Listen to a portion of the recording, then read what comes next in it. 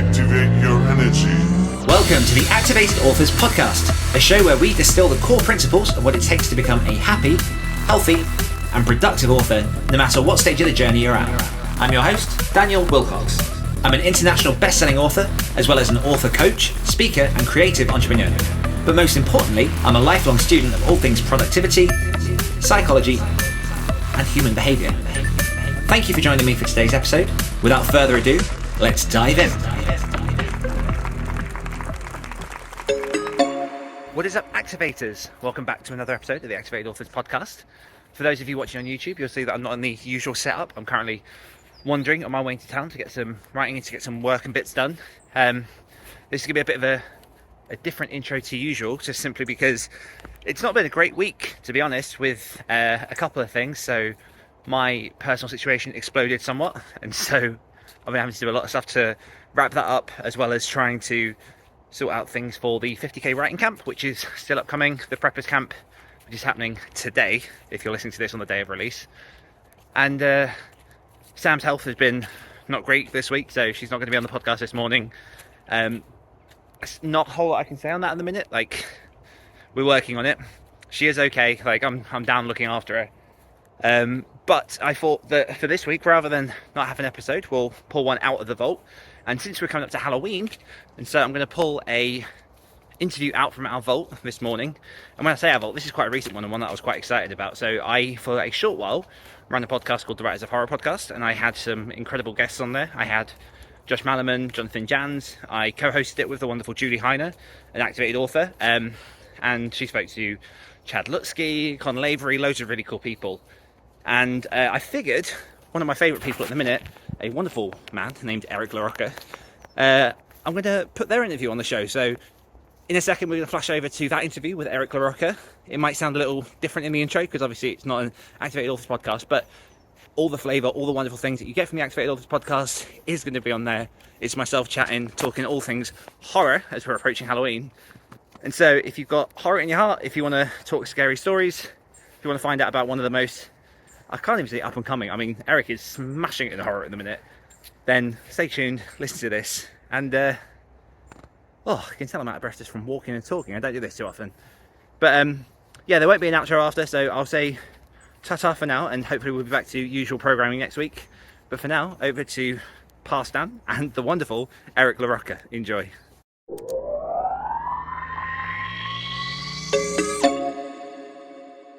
An unearthly hello to my fellow horror enthusiasts. Welcome to the Writers of Horror podcast. The Writers of Horror is a community for horror creatives, a place to connect with other horror enthusiasts and to elevate your horror writing. I'm Daniel Wilcox. I'll be your host for this episode. And today I am thrilled to be joined in the virtual studio by none other than the insanely talented Eric Larocca. Hey, Eric, how's it going? Hi, thank you so much for having me. I'm really, really excited to be here and just chat with you. I think this is going to be great. Yes, I have a lot of really, really fun questions to ask you. But first, we'll tell people a bit about yourself. So Eric Larocca is the Bram Stoker Award-nominated and Splatterpunk Award-winning author of several works of horror and dark fiction, including the viral sensation Things Have Gotten Worse Since We Last Spoke. A lover of luxury fashion and an admirer of European musical theatre, Eric can often be found roaming the streets of his home city, Boston, Massachusetts, for inspiration. And so I kind of want to jump a little bit away from that bio, and because I was doing a little bit of research from you. I was stalking, obviously, before we came to this conversation, and I picked up, or my ears pricked up on a little tidbit of information that you are a big fan of monsters in particular when it comes to horror. Is this accurate? And what are your favorite go-to monsters that you like to write or read about? Yeah, no, I mean, I grew up on, like the classic Universal monster movies. So like my first intro to horror was The Creature from the Black Lagoon. My mom showed me that movie when I was like 8 or 9, and that just like left such an impression on me. I find that in terms of like my own writing, when I'm, crafting a piece or, brainstorming what I want to write about, I'm definitely interested in monsters, but I'm more interested in like human monsters and like how, like, what's the worst possible thing a human can do to another human being. That to me is just like really interesting. And I definitely grew up on that diet of like classic Universal monster movies, but then my tastes sort of shifted and I started watching like a lot of like transgressive South Korean films like Old Boy and I Saw the Devil, and then like the new French extremity like Martyrs and Inside. And those films like left also such a huge impression on me. So I find it more unsettling when we're analyzing, what's the worst humanity can do to itself. Mhm. How do we like hurt ourselves, our own kind? Yeah. That to me is just like really, really fascinating. So in terms of like what monsters I kind of gravitate to now, I definitely would say like human monsters. Mhm. Just like I read like a ton of like Jack Ketchum and like Poppy Z Bright, like Exquisite Corpse, like books like that are so much more unsettling than traditional like vampire werewolf, like those pieces are great. I definitely have like a lot of love for them, but for me like the most exciting and the most like visceral and just uncomfortable monsters are just human beings. I Mhm. find like humanity, I'm a bit of a pessimist when it comes to like regarding humanity and just like how awful we are to one another. I'm right there with you. Yeah, yeah. So I find myself really leaning into that more than anything. Mhm. I have a book coming out in March from Titan called The Trees Grew Because I Bled There. And that's like a collection of short fiction. And that entire collection, it's all just human beings doing awful things to one another and like, Mm. the relationships we forge with one another and how those relationships rot and decay and how we're eventually just going to rot and decay as well. So that's kind of what I'm inspired by now, just like with monsters, but I still love the classics like Dracula and Frankenstein.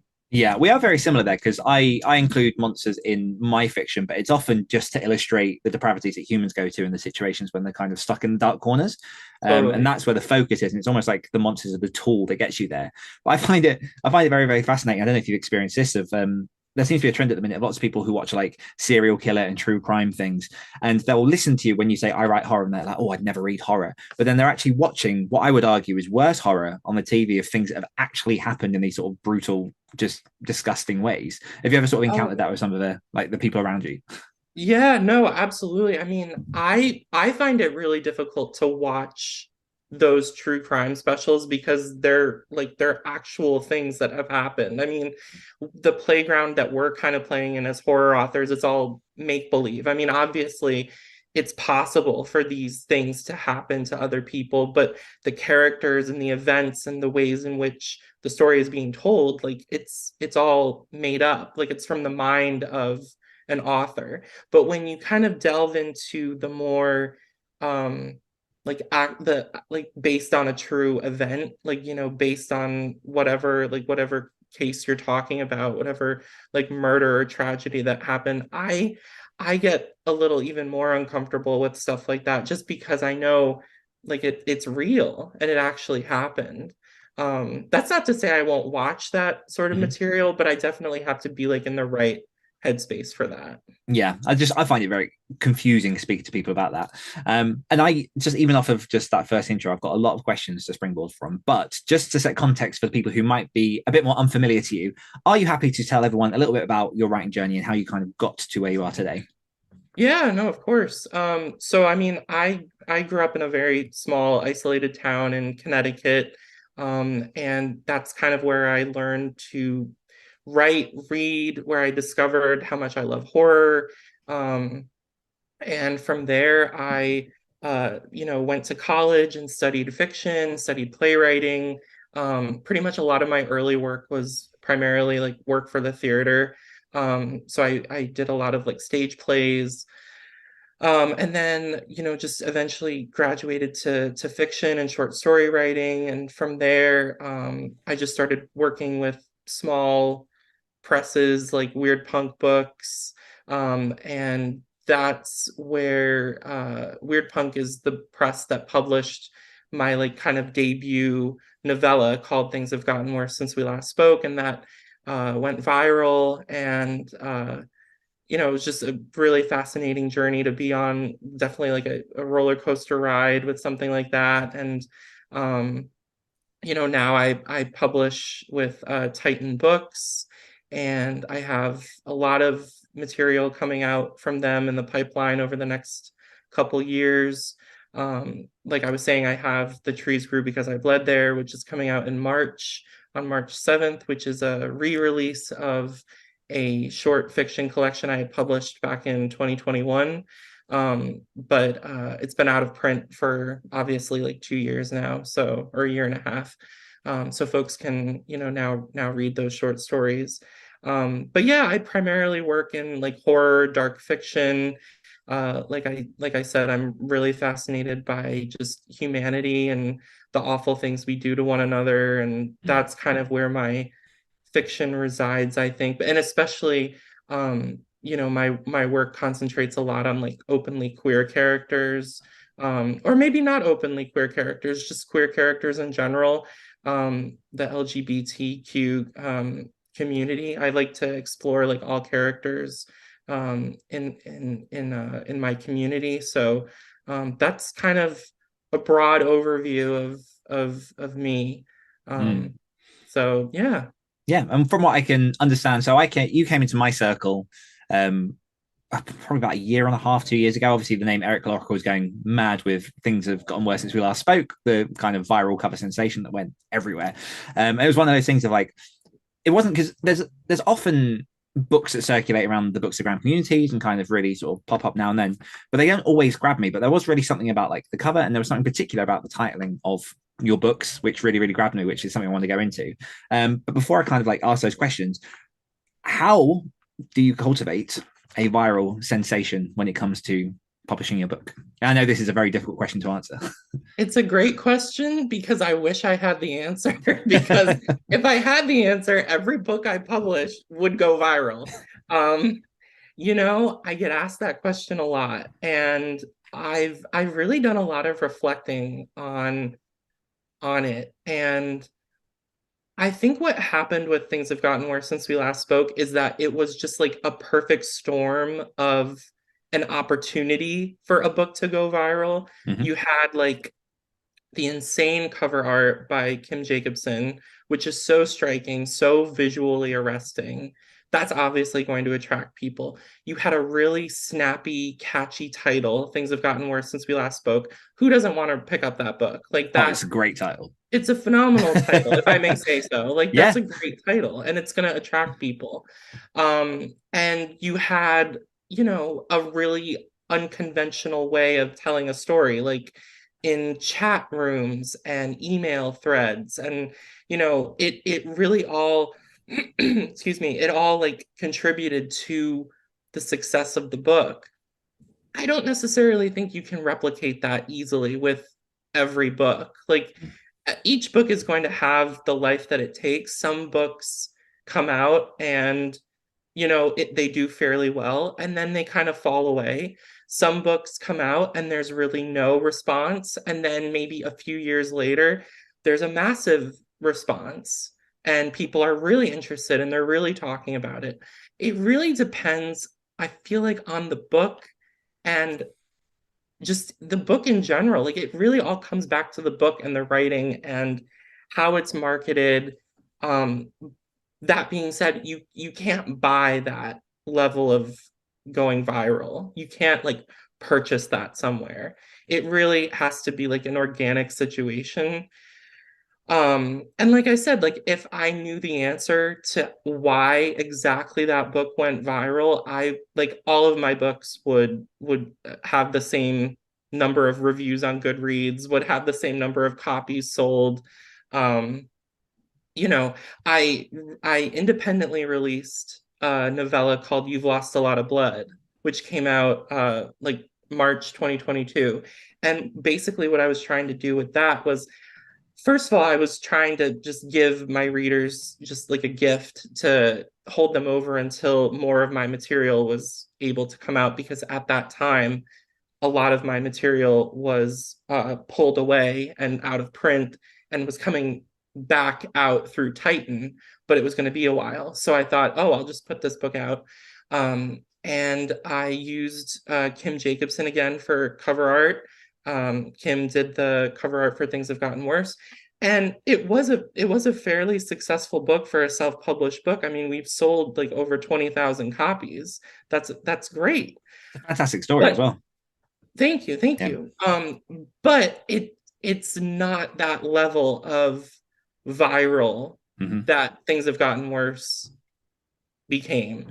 And I think also because I think perhaps Things Have Gotten Worse went so viral because there were so many different opinions afterward. There were so many conversations. You had a really polarizing book with Things Have Gotten Worse because you have people that like absolutely love it, and then you have people that absolutely despise it because of XYZ, whatever reasons. So stuff like that, I feel like controversy maybe is a reason for going viral. Hmm. Um, but obviously, I don't encourage writers to just write stuff that is they think is controversial. If you sit down and you think, well, what can I write that's gonna, piss people off or make people upset? Like, I feel like you might be going into it for the wrong reasons. I think at the end of the day, we should just sit down and write compelling stories that excite us and that, move us and uh, just speak to us in some way. Like there has to be heart behind it. And there was heart behind the reason I wrote Things Have Gotten Worse. But as far as like bottling that success and mimicking it for every book, it would be great if we could do that. But it's so fleeting and it's so rare to capture that. Hmm. Um, so just to go back to answer your question, I wish I had like a definitive answer. I feel like I picked up on small reasons why it went off the way it did, but I don't have that one, concrete definition as to why it took off the way it did, Yeah. And that was the only reason I invited you on. No, I'm only joking. But I mean, everything you said there makes sense. Like, because you said it kind of at the beginning was like, you put it in the right places in the right ways that you could and did everything possible to make that spark light into a fire. And that's all you can do when it comes to trying to promote work and try and hit that critical mass. And like you say, the cover was incredible. The title is amazing. Reading the book, the prose, the whole story is fantastic. So you've got all these ingredients of what makes a good book, and really that's the only part that you can control. And then you pop that out there, and if it shoots, it shoots. And obviously for you in this case it did. What did it feel like when it got to the point that you started really seeing those numbers come in and you started to see it getting shared everywhere? What was that kind of reaction for you? Oh, I mean, at first it was incredible. Like I was floating everywhere I went. I was just walking on clouds. Like I felt so validated. I felt so appreciated. I felt like my work had finally reached what I had wanted it to. I wanted to, write something that reached a lot of people that kind of went outside the horror genre and touched other people. Um, it was an incredible experience. And um, I think having such a viral success early on almost it's kind of difficult because every other release since then, like it's been phenomenal. Like other releases have been great, but it's so hard to live up to that initial success. You know what I mean? And I definitely have moments where I'm like, oh, I hope that that's not my one and only. Like I hope that like I'll write more and release other books that will be just as well received and as highlighted in horror and beyond. Um, but it's great on one hand, and it's also uh difficult to process on the other hand because it's so much attention, it's so much criticism coming at you, in every direction. I've found that I kind of need to like turn off sometimes and just like protect my creative being myself because if I allow too much negativity and too much criticism to like bombard me, it dilutes whatever project I'm working on right now. And then like my art kind of suffers. You know what I mean? Yeah. So I've hopefully I think I could work a little bit harder on it and develop like an even better balance, but I'm really trying to really be mindful of just like protecting my art and my creativity and really trying to not like kind of go into like the Goodreads and the YouTube comments and read too much. Because at the end of the day, those reviews, they're not for me. They're for other readers who are going to pick up that book. The book has already been published. At this point, like I don't need to workshop it with anybody. You know what I mean? Yeah. I like a book, when you write a book, you have an editor, you work with the editor, you go back and forth, pitch different ideas, develop certain characters. Like it's a whole process. But then when the book comes out, it's really no longer a conversation between author and reader. It's more of a conversation between the readers. So I try as much as possible to kind of stay out of that conversation unless I'm tagged in like a review. And, then I'll just say thank you. Like I really appreciate it. Um, but it's definitely been a huge learning experience for me, just how to navigate the industry, how to be a better writer, how to, just like I said, like navigate and just kind of operate in this horror sphere that we're all in. But it's been so rewarding in so many other ways because I've met so many awesome people from that book. Yeah, I love that idea that the reviews are, readers on readers, because I know a lot of authors that do get stuck in the rabbit hole of going down and looking at the reviews. And obviously, like when you're focusing on the negative ones, because that's what the human brain's going to do. It's going to go to the negative and go like, I've not done well enough, as opposed Yeah, to it's what I sticking with the do, good ones. Yeah, it's just Yeah. a natural process of what it happens. And like I like that idea of sort of shutting it off and just going like, no, that's what it is. Like the book, because again, I guess sort of it comes back to almost this theme of control and what we can do as authors to keep producing, keep making stuff. And you mentioned on another podcast that that's one of the lessons that you've learned is this idea that all you can do is keep writing forward, all you can do is just keep creating art and moving forward. How has your writing process sort of changed from the early days of you beginning into sort of horror prose fiction, and has it changed much in sort of the last few years with all of this success? Yeah, it's changed like quite a bit. I mean, I was so impulsive and so reckless when I was starting out. Like I wouldn't outline, I would just sort of start writing and I would back myself into corners without outlining. It made it more difficult for me because I've learned after all of this that I'm the type of writer that needs to outline first. I need to make notes. I need to really kind of just immerse myself in this world I'm going to create, these characters that I'm going to be around for a while. I can't kind of just go into it cold and just expect that everything's going to work out. So a lot of my work, like in college and like grad school, I didn't really outline, but it wasn't until really grad school that I learned about myself and how, oh, like I do need to outline. Like that's like the best thing for me to do is to outline and really kind of just get in there and make sure that the story works. Because if you're not, for me at least, if you're outlining and there's a problem in the outline, that problem is still going to be there when you're writing the actual piece. So it's really important to kind of get all those issues resolved before you start writing, at least for me. That's what works best for me. And, I'm very lucky that I've got a really phenomenal agent that I can kind of send project proposals to, and she'll look at them and she'll tell me, oh, well, this really isn't working for me. And then we'll kind of discuss why. But writers, it's so important to build that community. Like even if I was still, without an agent, I would try to maybe find like a writers group or some sort of like community. Like that's why grad school was so fun for me, because it was just like a group of like-minded individuals. We were all like creating stuff. It was, we all like respected each other. We all like wanted the best for each other. That was just those were 2 years of my life that I do not regret 1 second. I had the best time ever.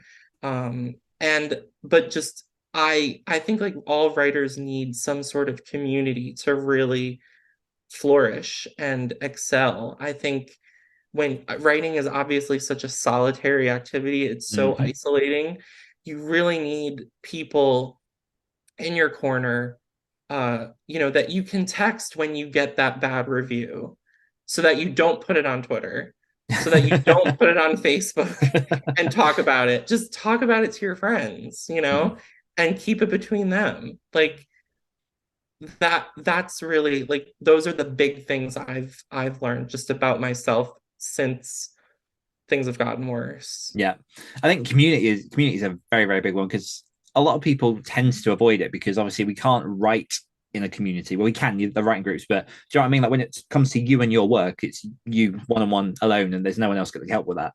But Totally. this idea of supporting each other and at least having that person to reach out to and just understand what it is that you're going through at that point, because most of the time our family, our friends aren't creatively inclined in the ways that we are. They're not chasing the same sort of dreams, and so that language to be able to speak to someone else and go like, my character won't listen, and to have someone go, oh, that sucks, like I get that, like is huge.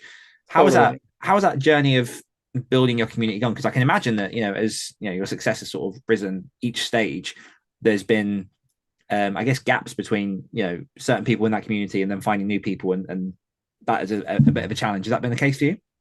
Well, I was when I was like first starting out, before things have gotten worse, I've always been kind of shy with like reaching out to people because I'm always afraid that I'm like bothering them, or like just like a burden in some way. But it really wasn't. But I did make friends with some folks in the horror community before things have gotten worse, and they've been like phenomenal. They've been great. I'm still in touch with them, and I feel like, we'll stay connected for the rest of the time that I'm writing and publishing. But because of things have gotten worse, I've definitely been in a great position to meet like authors that I have idolized like my whole life. And uh I'm it's crazy, but like I'm able to like connect with them in a way that I wasn't able to connect with them before. And I'm definitely like in a great circle of people. And I feel really valued, and I feel, and that's really like that's what it comes down to, is that you're with people who obviously get what you're going through, who you can text when you get like a bad review in like one of the trades. Like that is like you can't buy that. Yeah. So it's definitely altered over the time that I've been like writing. But I feel very fortunate that I'm able to be around such just incredible like-minded folks. And there's a ton of really exceptional horror authors in New England. So I'm kind of like in a great place just in general. Horror Um, Central. yeah, it's like horror central, to be honest. Hmm. So yeah, no, it's been great. It's been really, really great. Nice. Let's talk titles because this fascinates me because I'm trying to track this down. So, titles from Eric Larocca. Things have gotten worse since we last spoke. You've lost a lot of blood. We can never leave this place. They were here before us. Everything the darkness eats. The trees grew because I bled there. Like there's something very just poetic and unique and different in each of those titles, and it's so refreshing to see almost like a statement in the title itself. And Mm, now, is that something that you came across yourself? Because I've seen a lot of other authors start to do this style of titling. Is that something yeah. that you found you were influenced by, or is that something that you think that in some way you might have influenced? Oh, I mean, I don't know if I've influenced people. I mean, maybe. But I kind of vibed with this kind of title with like the old Giallo movies, like anything by like Argento or Bava.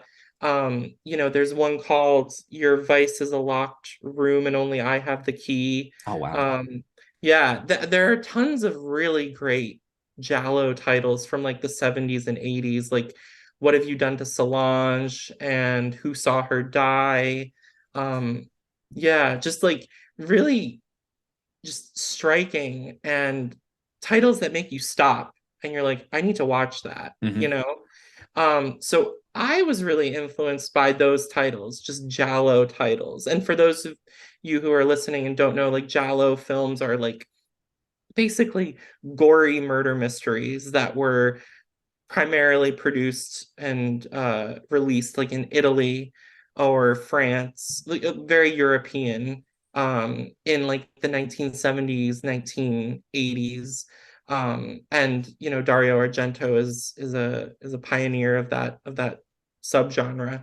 But yeah, no, I love a good title. Like Yeah. there's nothing that's more important to me than crafting a really compelling title.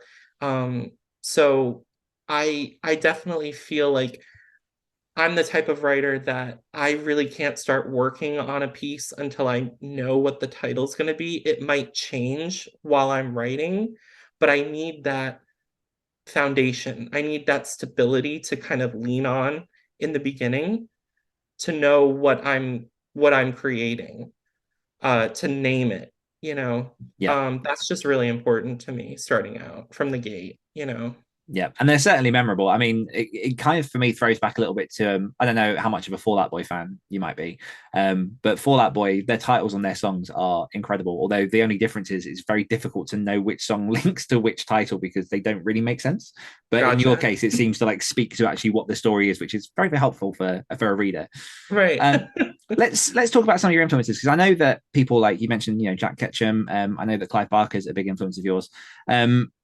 What is it about their work particularly that speaks to you, and how do you incorporate some of the stuff that you do into your own writing?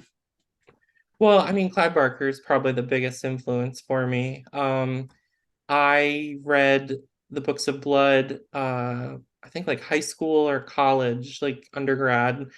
And prior to that, I really didn't see queerness in horror. I didn't see LGBT characters operating in horror. I saw coded figures, but not really explicitly stated queer characters. And it really wasn't until I read In the Hills of the Cities by Clive Barker that, I saw just a gay couple in horror fiction. And that was just such a seminal moment for me and really kind of reshaped my relationship with the genre. Because prior to that, I thought to myself, well, I don't know if I really belong in horror. I don't know if my stories are valid in horror. The stuff that I was writing was very like Stephen King leaning esque, like it Yep. just very, not, it didn't really have like, not that Stephen King doesn't have like flair and personality with his writing, but my own writing was very like bland and just had no personality, um and didn't have like a really solid identity. But it really wasn't until I read Clive Barker that I said to myself, oh, like I can be queer and write in this genre and I belong.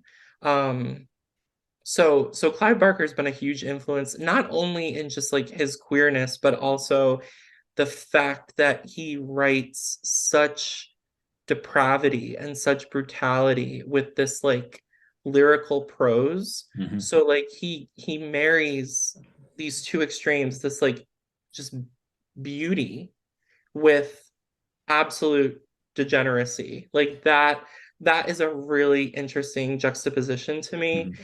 And I try to kind of replicate that in my own fiction. I know a lot of readers have said that my writing is Barker-esque with like the beautiful, like sumptuous descriptions, but then kind of veering off into gore and splatter. Hmm. Um, so I definitely I'm a huge Clive Barker fan.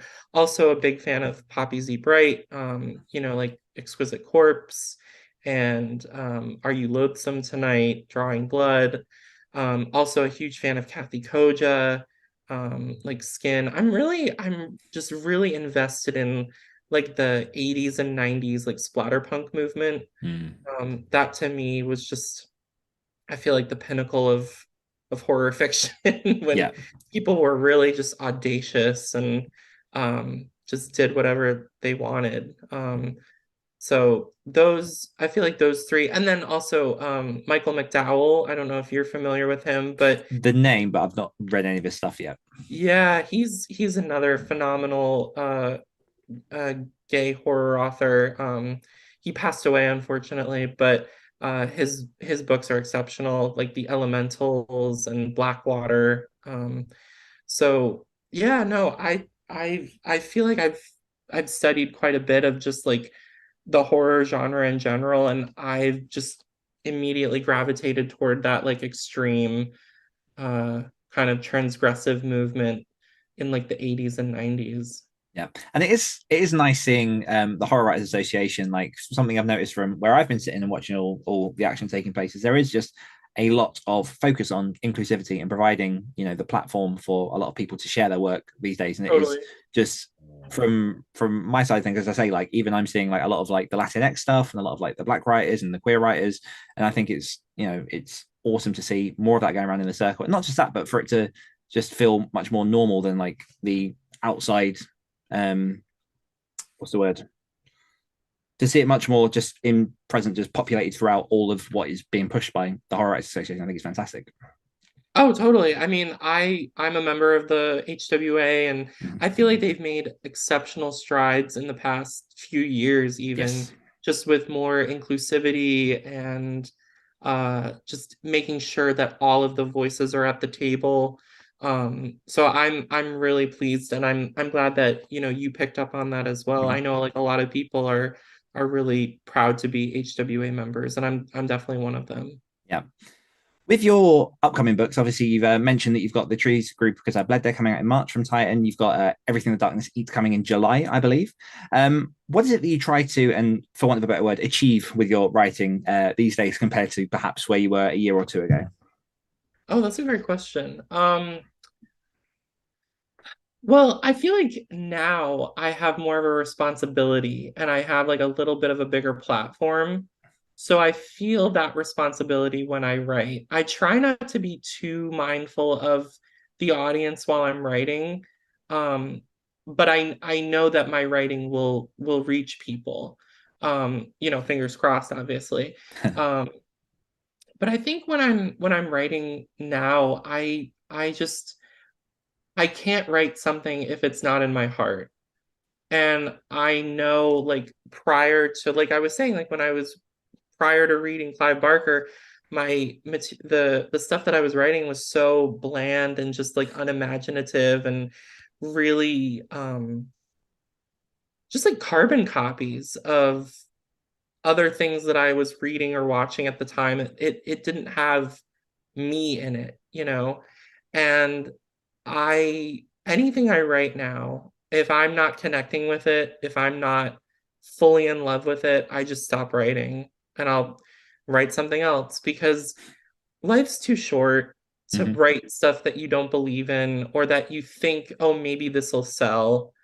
If I'm not behind it, if I can't stand in front of a room of people and say, this is my art, do with it what you will. If I don't have the confidence to do that, then I shouldn't write the book. I shouldn't write that story. So for me, it's really easy now because I have like a really good just internal detector of what is meaningful to me and what resonates with me. Um, so just to answer your question, I mean, I think for me, like what works best now is just know, like, am I in this? Like, am I somewhere in these pages? Mm. And if not, then just move on. Yeah. I can imagine that's very, very difficult to do because I know that my platform is probably not near yours at this point. But the minute you start getting readers, I definitely feel that pressure of like, oh, now I have to write something that they like, as opposed to thinking, I write the stories that I like, which is why they liked my stories because they liked what Mhm. was me. And that kind of mindset shift is really, really difficult to rein in and to keep control of. Have you got any sort And of they'll be, specific tips on? well, I mean, I was gonna say like they'll be able to tell, like your Yes. readers will be able to tell when you're not being authentic. Mm-hmm. And everything I've put out, like I stand behind 100%. There's never been a moment where I'm like, oh, like I don't know about that. Like I I feel like, as far as like tips on how to kind of, you mean like tips on how to figure out like if you're in it, or like tips on just forgetting Yeah, I about the guess it's sort of audience? yeah, detecting those moments because sometimes it's very easy just to get into the trenches and be writing. And I know that I've had it before. I've been halfway through the story and it's taken a while to go like, this just isn't for me because there's also this voice in the back of my head going, just finish it. Yeah, and that's the problem, is that there is part of you, there is a part of all of us that will be that like inner saboteur, Mm, and will try to like get us off the rails and be like, this isn't good, people are gonna hate this, this is shit. But it's a fine line between this is bad and this just doesn't have me in it. mm, And I feel like on some level, like if you're in tune with yourself and you really know who you are, um, you'll be able to tell. A lot of this is just like doing the self work to kind of figure this out, and really like know who you are. mm. I mean, there were so many years that I spent not wanting to be queer, not wanting to be who I was, and now I'm the type of person where it's like what you see is what you get. I am who I am. I don't know what else to tell you. Like if you don't like it, that's your problem. It's not my Uh-huh. problem. So it's definitely difficult, but if you spend the time to do that work on yourself and really be reflective and decide like what kind of story do you want to tell, you'll be able to tell in maybe a couple pages, like if this book needs to be told by you. Yep. I'll discard a book when I when I come for this interview now. This is going to be quite a big question, but what makes good horror? Oh, I feel like the characters. Mm, I feel like the characters really make good horror when you really care about them, when you really, or, when you're at least like invested in what's happening to them. That I feel like makes really good horror, because when the horrible stuff happens, like I said, you're invested. mhm. You don't want them to be like dismembered. You don't want them to be like haunted or whatever. Um, I feel like, characters are the most probably the most important part of horror, and crafting compelling characters. It can be like rather difficult. But if you spend the time to really work with your characters and develop them accurately, I feel like it makes for us just such a stronger book. Um, I can have difficulty sometimes crafting characters. I'm more of a plot person, I've learned. I'm more of somebody who kind of relies on plot and less on characters. So that's like my Achilles heel, is just crafting really like palpable characters. I just did an edit on a book that's coming out in like 2025, and pretty much all of the work I had to do on it was character work. Mm, The plot worked fine. The plot was great, my editor said, but there were moments that I lapsed with the character work, and there were moments that I missed out on to really strengthen character dynamics, character arcs. Um, so, I mean, you learn about that from working with editors. I wouldn't have really known that if I didn't have, a great team around me, or like a community. It goes back to mhm. that idea of like a community. You need people who are in your corner, who are on your side, who want the best for you, and can like gently tell you, like, this isn't working and this is why, Hmm. constructive criticism. So, but yeah, just to get back to your question, I feel like with good horror, it really relies heavily on characters. Yeah, yeah.